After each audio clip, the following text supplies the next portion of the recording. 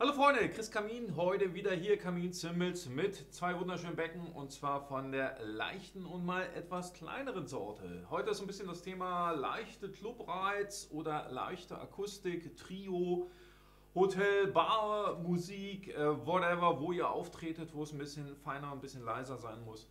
Dafür mache ich natürlich irgendwie auch ganz klassisch Becken. Ne? Klassisch auch deswegen, weil hier K-Serie bei mir sozusagen im klassischen K-Stil gehalten. Sehr leicht, sehr buttrige Becken. Hier ein schönes, ich halte mal das in die Kamera, ein 19 Zoll Ride.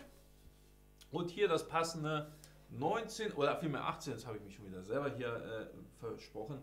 Ein 18er Crash oder vielmehr Crash Ride, je nachdem wie ihr das nehmen wollt.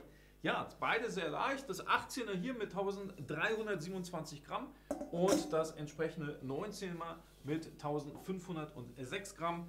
Dazu schön abgedreht, das Material natürlich wieder original türkische Bronze.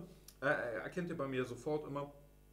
Seht ihr auch am Mittelloch, irgendwie da ist es noch unbehandelt oder nicht abgedreht vielmehr. Ja, Punze hier oben drauf. Ja, seht ihr dann wahrscheinlich jetzt auf der Kamera nicht so gut. Aber auch das wunderschöne Abdrehmuster, was dafür sorgt, dass die Becken so leicht, so butterig sind und sich so wunderbar einfach auch spielen lassen. Ja.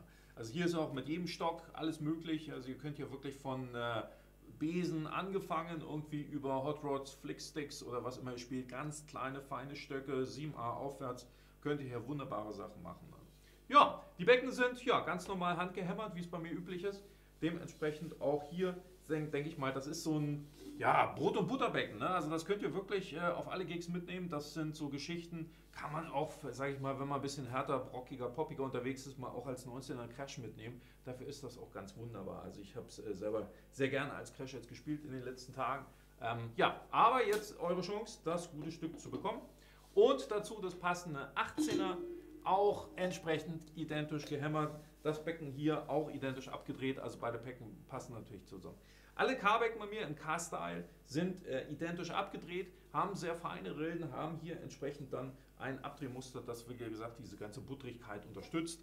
Ja, die Becken sind wirklich sehr fein, sehr leicht und ihr könnt ja auch, manchmal diese Becken auch einfach mit der Hand spielen, wenn ihr dann wirklich sagt, okay, ihr seid jetzt mal so mit Cajon oder irgendwas unterwegs und wollt das wirklich ganz, ganz leicht und butterig haben. Ja, wunderschöne Babys.